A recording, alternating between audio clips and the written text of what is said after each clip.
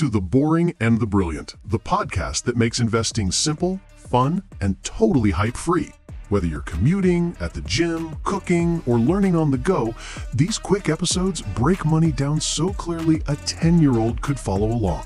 We skip the jargon, we skip the hype, and we definitely skip the get-rich-quick nonsense.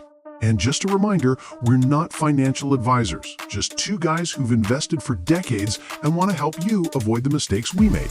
If you're ready for real talk, simple explanations, and a few laughs, hit follow. All right, let's get started. All right, George, today we're tackling something people think they understand until they open their brokerage app and go, wait, why is this thing going up and down like a yo-yo? Yeah, it's stocks, the great mystery. Every beginner thinks it's like buying a lottery ticket. Every expert knows it's like owning a tiny slice of a real business. Exactly. So today, we're explaining stocks in a way that makes sense. Not childish, just clear. Because honestly, the industry makes this way more complicated than it needs to be. Let's start with the simplest truth. A stock is ownership. You buy a share, you own a piece of a company. Right. You're not buying a symbol on a screen. You're not buying a random number. You're buying a fraction of everything that business owns. Their products, their profits, their decisions, the whole package. When I first learned this, I thought, no way, I actually own part of this giant company? It blew my mind. Same. And this mindset shift is huge for beginners because when you realize you're buying a business, not a stock price, your whole investing strategy changes. You stop chasing shiny stuff. You start looking at businesses like an owner. George, why the heck does the price move every second? Short answer, people change their minds every second. That's true. Longer answer, the price moves because it's a negotiation happening in real time. Buyers want it cheaper, sellers want it higher, and the moment they meet, that's the price. And this negotiation changes based on all kinds of stuff. Profits, news, interest rates, future expectations, and honestly, sometimes just pure emotion. Yep, like Amazon could make $1 billion and the stock still falls because people expected $2 billion. Or a company could lose money and the stock goes up because it lost less than expected. It's like everyone's constantly guessing the future and adjusting their price tag every second. Exactly. Stocks don't move because of what happened. They move because of what people think will happen next. Future expectations run the show. That's why sometimes you'll see a headline like, company grows 30% this year. And you think, wow, must be going to the moon. Then the stock drops 12%. Because maybe the plan was to grow 40%. Or maybe the CEO said one sentence in the earnings call that made everybody nervous. Yeah, like, we're monitoring the situation. That sentence has destroyed billions of dollars in market cap. Or we expect some headwinds. Boom. Panic. Sell off. Here's another part beginners don't realize. Most daily price moves have nothing to do with the company at all. Exactly. Sometimes the whole market is just in a mood. Interest rates go up, stocks fall. A war starts somewhere, stocks fall. A politician sneezes on TV, stocks fall. And then sometimes nothing happens and stocks go up simply because people feel optimistic that day. And then there's algorithms, these trading bots reacting in milliseconds. One piece of news hits, and suddenly you've got robots selling faster than humans could even read the headline. And when one robot sells, the next robot panics too. And then humans panic because the robots panicked, and then the robots panic because the humans panicked. It's chaos sometimes, but here's the key. Daily price movements are noise. Long-term movements are logic. Yes. If you zoom out, all that craziness smooths out and you see the real story. Good businesses trend upward. Bad businesses trend downward. Everything else in the middle is just the market arguing with itself. And the winner, in the long run, is whoever ignores the noise. So, yeah, prices move because humans are unpredictable. But here's the twist most beginners don't expect.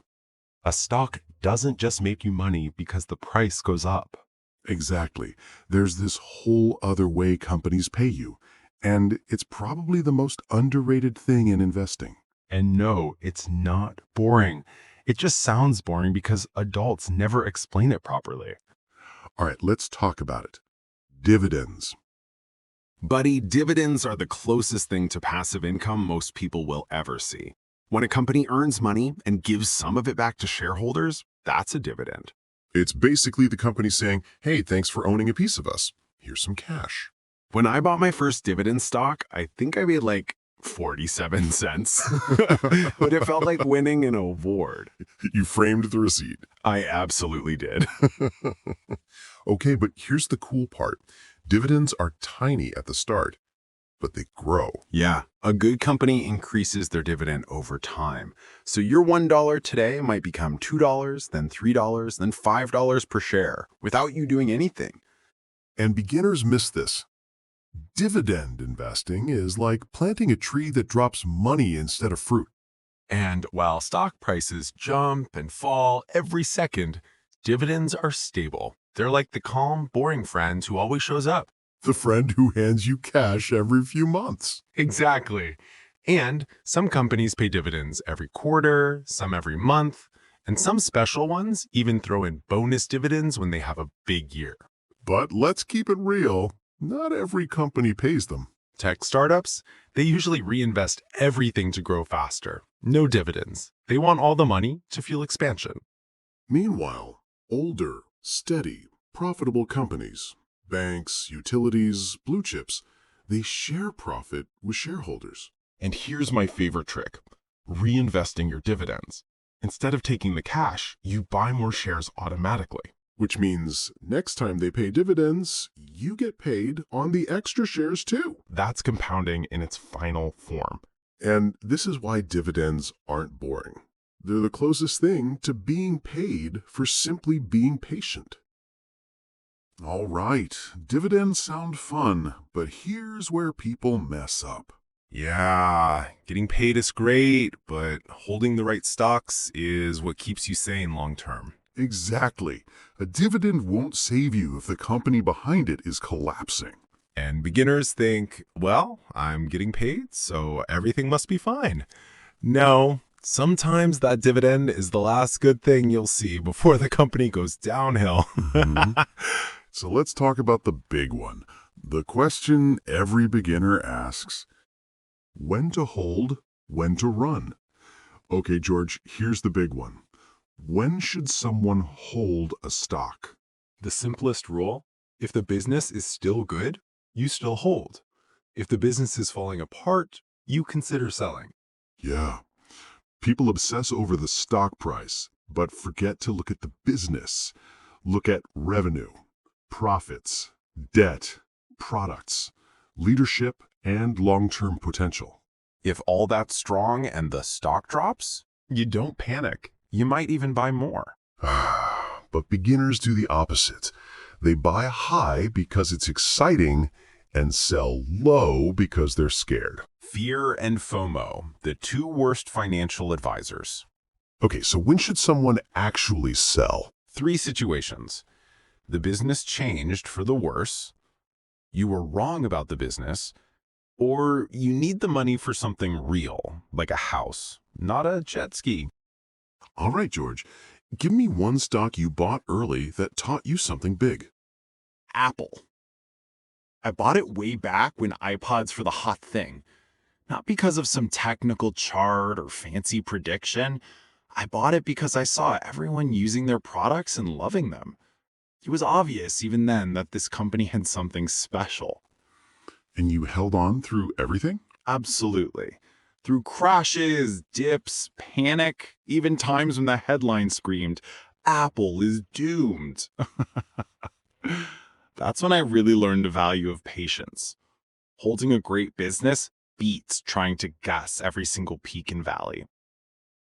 That's huge. Most people try to time the market, buy low, sell high, and end up chasing the wrong numbers. Exactly. And you miss the real growth. With Apple, the price swings were scary sometimes, but the business kept improving. New products, new revenue streams, loyal customers.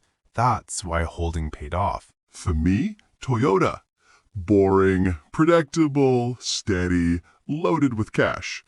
People slept on it for years, but that's the beauty. While everyone else chased the hot stock, I quietly accumulated. That's the thing. Boring doesn't mean bad. It just means reliable. And reliability compounds over time, just like dividends. Exactly.